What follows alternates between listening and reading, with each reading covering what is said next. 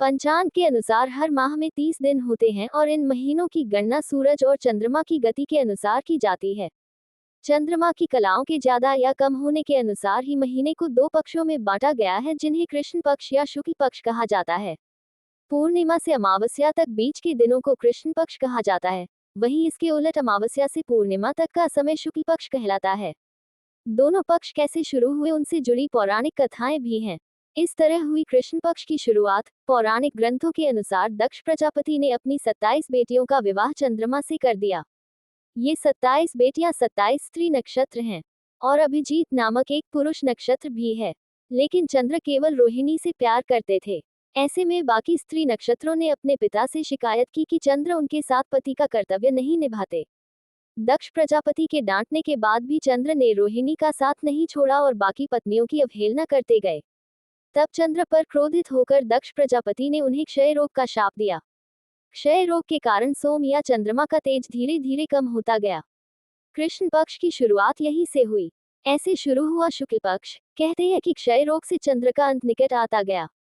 वे ब्रह्मा के पास गए और उनसे मदद मांगी।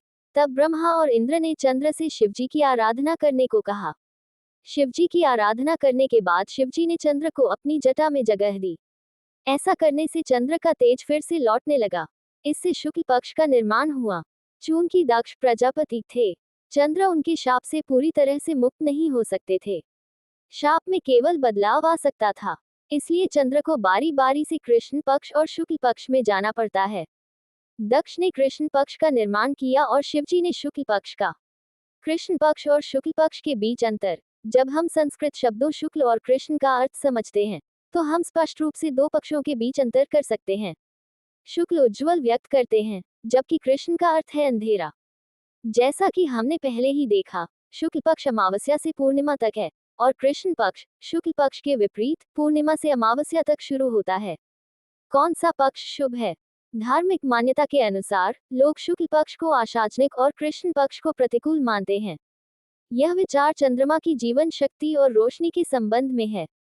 ज्योतिष शास्त्र के अनुसार शुक्ल पक्ष की दशमी से लेकर कृष्ण पक्ष की पंचम तिथि तक की अवधि ज्योतिषीय दृष्टि से शुभ मानी जाती है। इस समय के दौरान चंद्रमा की ऊर्जा अधिकतम या लगभग अधिकतम होती है, जिसे ज्योतिष में शुभ और अशुभ समय तय करने के लिए महत्वपूर्ण माना जाता है।